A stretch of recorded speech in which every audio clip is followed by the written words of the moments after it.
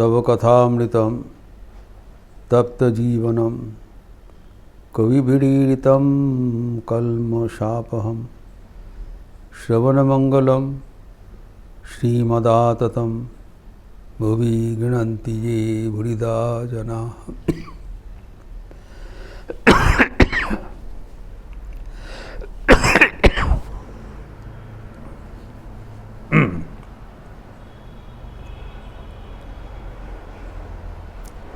Captain का साथ ठाकुर का जो कथोपकथन हुआ था वो उल्लेख करते हुए ठाकुर भक्तगणों को समझा रहे हैं। कैप्टन के जीवन में क्या कमियां रह गया है और उसका कारण क्या है, ताकि वो उदाहरण देखते हुए हम अपने अपने जीवन को संशोधन कर सकें। इस दृष्टि से हमें इसको अध्ययन करना चाहिए। अभी उन्होंने कहा कि कैप्टन पूजा जप एवं कर्म आवृत्ति आरती इत्यादि में व्यापृत रहते हैं, लेकिन ठाकुर का जो इंगित था वो था प्रस्तुति पर्व में ये सब जरूरत होता है, फिर आगे बढ़कर हमें भीतर में डुबकी लगाना पड़ेगा। मन के गहराई में डुबकी लगाकर हमें भगवान को सानिध्य पाने के लिए व्याकुलता लाना चाहिए। अगर नहीं होगा तो कैप्टन का क्या असुविधा रहा ठाकुर बता रहे हैं। कैप्टन कभी कभी कहते हैं ये जो कुछ दिखाया जा रहा है ये सब चैतन्य है, सही बोलते हैं। फिर कभी कभी कहते हैं नहीं नहीं ये सब जड़ है। तो ठाकुर कहते मैं उनको सुनाया, डांट दिया, जड़ कहाँ है, सभी तो चैतन्य है। तुम्हारा जो जड़ दर्शन होता है ये तुम्हारा कमियां है, this is our deficiency. Everything is चैतन्यमय। तो चैतन्य को जड़ रूप से देखना ये हमारा कमियां है, अपूर्णता है, व्यर्थता है। ये जो ठाकुर ने बताया ये अत्यंत गंभीर एक संदेश है। ठाकुर का छोटा छोटा बात के भीतर गंभीर अर्थ निहित रहता था। जैसे कहा जाता है एक रंगीन चश्मा पहनने से सब कुछ कोई रंग का दिखाई पड़ेगा, सही दर्शन नहीं होगा। तो जो चैतन्यमय है अगर हम एक रंगीन चश्मा पहन लिया तो उसको जड़ दिखाई पड़ेगा, यद्यपि ये चैतन्यमय है। कारण हमारा दृष्टि सच्च नहीं है। It's a colored vision by our deficient eyesight. दर्शन में फर्क हो रहा है, लेकिन जब दर्शन साफ हो जाएगा we'll be able to see things as they are.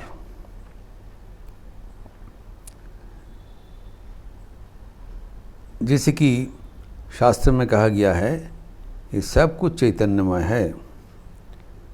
जब ज्ञान लाभ होगा तब इसी दिखाई पड़ेगा।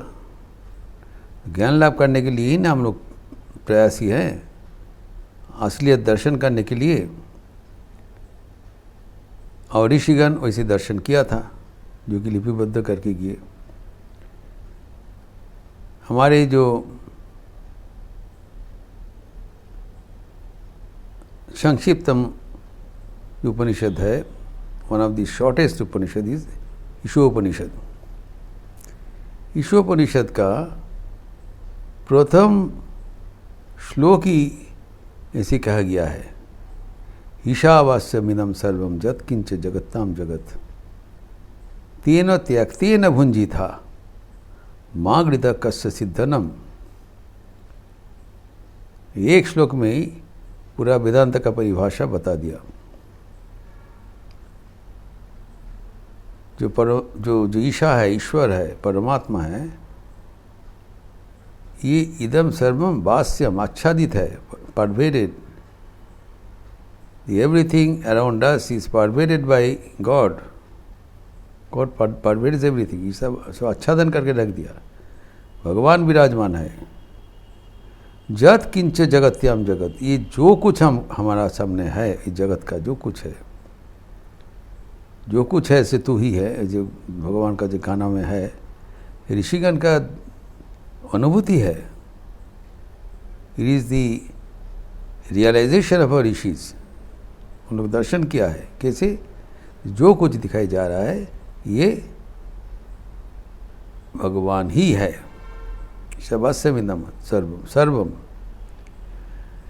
अभी जब ये जो चारों ओर भगवान है लेकिन तो जड़ दिखाई पड़ रहा है,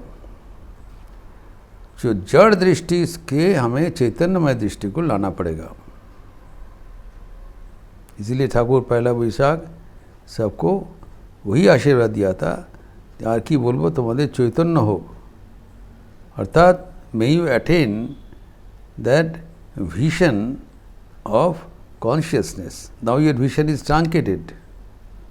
जो चैतन्यमय है उसको जड़ दिखाई पड़ रहा है। ठाकुर आशीर्वाद कर रहे हैं, चैतन्य को चैतन्य रूप से देखो। इसके लिए आशीर्वाद, तुम्हारे सब चैतन्य हो, चैतन्य दृष्टि हो। अभी इसका उपाय क्या बताया, ये उपनिषद में एक श्लोक में बता दिया। पहले बताया द स्टेटमेंट ऑफ फैक्ट, ये पूरा जगत संसार जो परिव्याप्त है वो ईश्वर से ओतप्रोत होकर संयुक्त है, ही इज परवेडिंग। अब ईश्वर का जो सानिध्य कैसे उपलब्धि करे, तेन त्यागतेन भुंजिथा, त्याग करते हुए ईश्वर को प्राप्त करना चाहिए। त्याग बिना नहीं होगा। कौन चीज़ का त्याग है? जी जड़ दृष्टि त्याग है। हम जड़ रूप से देखेंगे और ईश्वर के भी दर्शन हो गए तो नहीं होगा। ईश्वर चैतन्यमय, लेकिन वही चैतन्यमय ईश्वर को अगर हम जड़ विषय रूप से देखें, ये तो हमारा बेवकूफ़ी है। और दूसरा है, ये हमें हमारे लक्ष्य से च्युत कर देता है, हटा देते हैं। तो ये जो कहा गया है, ये तेन त्यक्तेन भुंजिथा, त्यागे नहीं कि अमृतत्व मानुष हो, इसीलिए कहा गया है त्याग by renunciation alone you can attain the state of perfection. क्यों त्याग का बात बोला जा रहा है? त्याग है वो मिथ्या आवरण जो सत्य को आच्छादन करके रख दिया। सब कुछ तो ईश्वर से परिव्याप्त है, लेकिन वो परिव्याप्त ईश्वर को फिर अज्ञान रूपी अहंकार रूपी जो आच्छादन उसको ढक दिया, कवर कर दिया। तो जड़ का आवरण चला गया चैतन्य के ऊपर, सो जड़ दिखाई पड़ रहा है।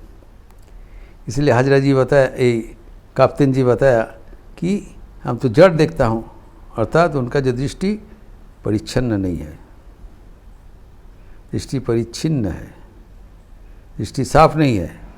वो चैतन्य को जड़ रूप से देख रहे हैं, उनका मन में एक आवरण आ गया, आँखों में आवरण आ गया। So that has to be removed. इसी उपाय क्या बताया? तेन त्यागतेन भुंजिता।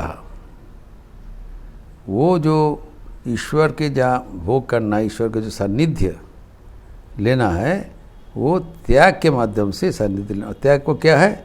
जो जगत का जो विषय है, जगत को अगर जड़ रूप में मुझे हम लोग देखें तो वो दृष्टि त्याग करना पड़ेगा। जगत को ईश्वर रूप में अगर हम देखें, वो ईसाई दृष्टि है,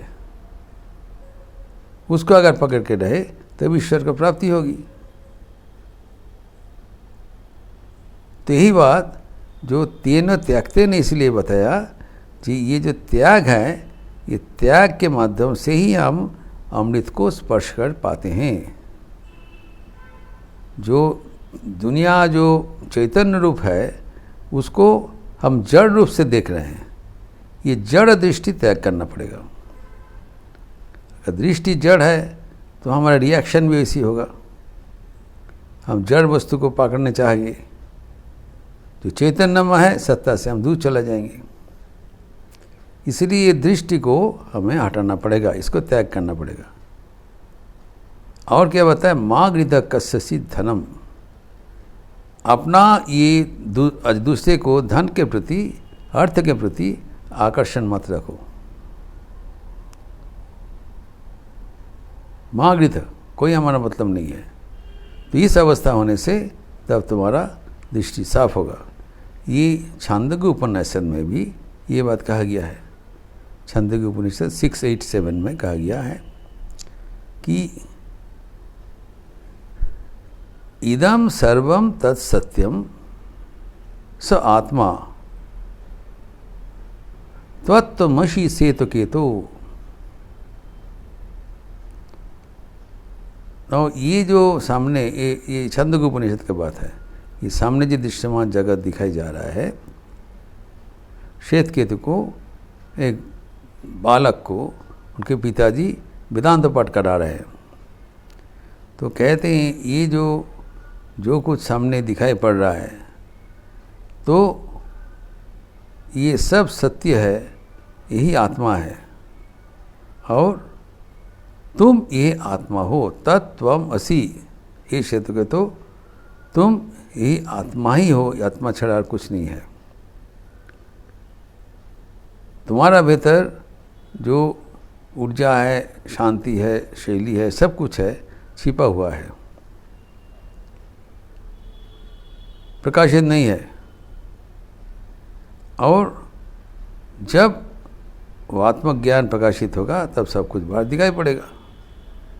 तो अभी यहाँ पर जो कहा गया है कि तत्त्वमसि, तुम वही आत्मा हो, वही चैतन्यमय जो आत्मा को जो कहा गया है वो और कोई नहीं है, वो तुम ही हो।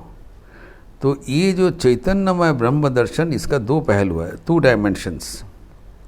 वन कि अहम ब्रह्मास्मि, मैं ही वो आत्मा हूँ, मैं ही ईश्वर के साथ अभिन्न हूँ, सब कुछ में एकमात्र ब्रह्म ही विद्यमान है। This is one way.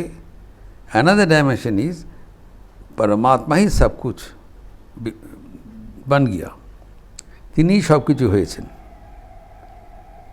परमात्मा ही सब कुछ बन गया, परमात्मा ही ये अपने को चारों ओर वो उन्मोचन कर दिया। ठाकुर बोलছেন যে সব জোরে রয়েছে। तो वन इज प्रत्येक के भीतर भगवान है, हमारा भीतर भी भगवान है। दूसरा है भगवान सबको ऊपर जो उनके परिव्याप्त कर दिया, जैसे बताया ईशावास्यम इदम सर्वम, सबके ऊपर भगवान अपना जो डिविनिटी परिव्याप्त करके विराजमान है। दूसरा है जो हम और ये सब कुछ भगवान का ही प्रकाश है। जो भी हो, इसमें जो निष्कर्ष आता है कि सब कुछ चैतन्यमय है, और यही आध्यात्मिकता है। आध्यात्मिकता का लक्ष्य है हम चारों ओर ये जो जीता जागता भगवान है, चैतन्य रूप है, उसको हम चैतन्य रूप से देखें, चैतन्य रूप से अनुभव करें, एवं वैसे हमारा जीवन सफल हो। ये बात होना चाहिए। तो हम जो कि कप्तान का अभी उस अवस्था पहुंचा नहीं, ये ठाकुर अफसोस कर रहे हैं। उसको अगर वो अपने मन का गभीर में डुबकी लगाए, आध्यात्मिक बनने के लिए ठाकुर के चरणों में आंतरिक प्रार्थना करे, तब उनको भी जो चारों ओर चैतन्य दर्शन ही होगा। एक हाथ बात, तो चैतन्य दर्शन, चारों ओर चैतन्य की दर्शन करना ही हमारे जीवन का लक्ष्य है। जब तक वो लक्ष्य प्राप्त नहीं होगा हमें आगे बढ़ना चाहिए। We have to dive deep within, to intensify our prayer to God so that we may be able to see the divinity all around. अभी तो थियोरिटिकल है, जो ऋषिगण देखा था वो लिपिबद्ध करके गया, हम लोग पढ़ते हैं, लेकिन जब तक हमारा वो अनुभूति नहीं आएगा तब तक वो पढ़ना अभी उतना धनी इनकम्प्लीट रह जाएगा। आध्यात्मिकता पढ़ना नहीं है, चर्चा नहीं करना। आध्यात्मिकता है अनुभूति वेद्य, टू रियलाइज गॉड। भगवान को दर्शन करना है, भगवान को सान्निध्य उपलब्धि करना चाहिए। भगवान के साथ रहते हुए हमारे जीवन में जेन्युइन आनंद पैदा होना चाहिए। जब तक वो नहीं मिलता है हमें प्रयास करना बहुत जरूरी है। We have to strive hard to attain that stage when God is pervading us everything in every way. इस प्रसंग को फिर ठाकुर आगे बढ़ा रहे हैं, इसका चर्चा हम अगले दिन करेंगे। ओम शांति शांति शांति। हरि ओम तत्सत। श्री राम कृष्णार्पणमस्तु। आज शनिवार का अवसर है, संध्यारति के उपरांत काली कीर्तन है। आप लोग ज़रूर शामिल होंगे, लिपि भी दिया जाएगा। अच्छा रहिए, स्वस्थ रहिए, आनंद में रहिए। नमस्कार।